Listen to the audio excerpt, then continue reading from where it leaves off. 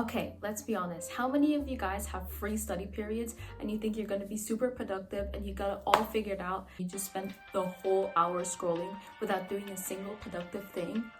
I've been there. Today, I'm going to give you the 101 of how to use your independent study lessons wisely and to stop wasting time. Study periods are genuinely the most opportune time to get ahead of your game, get ahead of your classes, and just avoid stress, especially as a high school student. Since I'm a junior, ever since I've started junior year, I've been bombarded with tests back to back. So you need to start putting in the work and putting in the grind and spending a few of your study periods actually studying. You need to start locking in. I'm going to show you exactly how. So personally, I use my independent study lessons in the following ways. So I either plan ahead for my schedule and how I'm going to arrange my week, what I need to get done, or I use it to finish any notes I have to do in class, or I use it to study ahead, and basically I use it to maintain my grades and maintain the good grades that I currently get. And I'm telling you, it really makes a difference whether you choose to invest that time into yourself or if you choose to converse with your friends for another hour, which you get anyway since you're all at school.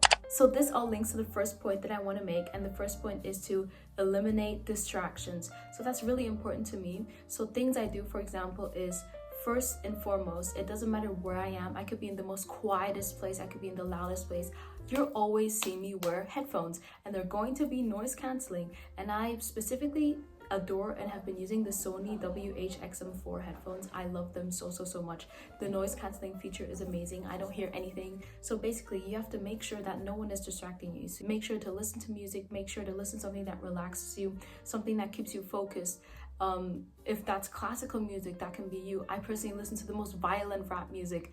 It really doesn't matter. It really depends on the person. Furthermore, I also sit away from people usually, because I know that when I start sitting with my friends and they start mentioning things, I'll be like, okay guys, what's happening? Fill me in. And then that's how I lose that focus, right? And we want to maintain that focus so we can focus on our academic comeback, because that's more important, guys. That's genuinely more important. The second thing, which kind of links to the first thing that I want to speak about, is do not disturb has to be on, guys. I don't care where you're getting notifications from. It can be your Apple Watch, it can be your iPhone, it can be your iPad, it can be your computer.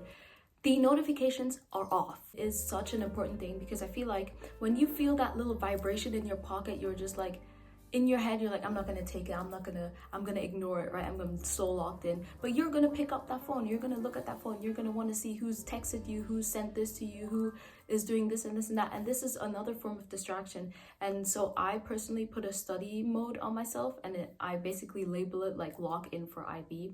And so I know that I have to lock in for school right now, and I basically block every single thing besides like email or Outlook or Google Classroom, the really important things where I should be receiving notifications from, because they have to do with school. The third set of rules that I have for myself to maintain productivity in my independent lessons: set clear goals and objectives beforehand or during your independent study lessons. So basically, when you know you're going to have an independent study lesson, or when at the start of the lesson, you're going to write down all the things you need to get done, and you're going to arrange them by urgency. So if you know you have English assignment that's due today and you haven't had any time to do it, and you have English today after your independent lesson, you're going to have English as your top priority. And the way I do that is I use Notion, and I really recommend it to anyone. You can honestly just structure your whole life on there. It is so handy. You don't have to create anything by yourself. If you're not a web designer, that's fine. I'm not that good with technology. There's so many templates that you can use, people that already created things for your syllabus even, and it's just so simple and easy to use. And it's so important because you just get an idea, an overview of all the things you need to get done. And yes, it might be overwhelming at first, but honestly, I think it just gives you an idea of where you're at and when you need to lock in, because you always think like, oh, I can get this done, it's fine, like I'll get it done, and then you see yourself being so stressed in the end because you didn't realize that you actually have this much things to get done with. So I always recommend writing a to-do list and writing clear to-do lists, which actually help you achieve something. So don't just write, oh, study math. You're going to write, I'm going to do this in this page, I'm going to do this in this chapter, I'm going to finish this and this in this amount of time. And that brings us to our fourth point for today, and that is to be using effective and different variety of study techniques when you're doing your independent study lessons. So that means don't just read your notes over and over and over again when you know that you have a math exam coming up. That's just not going to lead you to success, and that's just not going to lead you towards the goals you want to reach. You have to try everything out. Genuinely try everything out. You have the study time, you have the free period. Try using Pomodoro technique, try using Cornell, try using active recall, try using Quizlet, Cognity, everything under the sun, whatever works for you. Teach a friend. Do anything you would like to do, but don't just keep reading your notes over and over again, because that's not going to do anything for you. It might do some for some subjects, but especially for subjects like math, where it's honestly just error and failure and then practice until you get it. You're not going to get that with reading notes over and over again. So I suggest keep it versatile.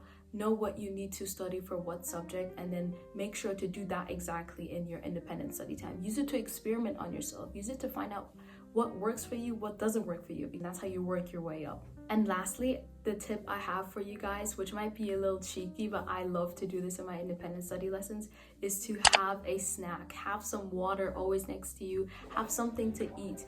Because sometimes studying can get really repetitive, or like, especially when you're at school, you're really trying to focus. You're already isolated from your friends from the first point that I mentioned, and you're just so locked into your work. Sometimes having a little snack just kind of relaxes you a bit. You can focus more in a way.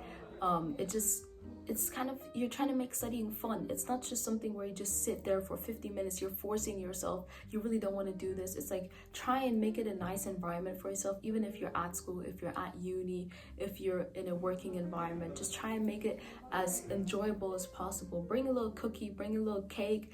You don't want to associate studying with something that's very boring and repetitive and just you dread to do it. You really want to make it fun for yourself and create it something that you love doing, and so it can also become a habit, and so that you don't feel as though independent study lessons is something you just dread going through it every single day. So essentially that sums up all my 5 tips that I have for using your independent study lessons wisely, or free periods, or unbranched periods. I know some people call it different things, but I do the IB curriculum, so personally we call it independent study lessons. Thank you guys so much for watching. I've never filmed a video like this before, so if you guys would like more tips and tricks on how I get all A stars and how I got all A stars on my IGCSE this year, for example, or like how you get 7s in IB, I'd love to do that, because genuinely it's gotten to a point where I enjoy studying and I really enjoy school. So I'd love to make more videos, but I don't want to seem too stuck up. But then again, that's just the way you get the credibility. Like, I have to put the A star and the A student in the thumbnail, or else why would you click the video if I'm just any other person giving you tips? Anyways, I hope you guys enjoyed and you loved watching the video. Watch more of my videos, please, and see you guys next time.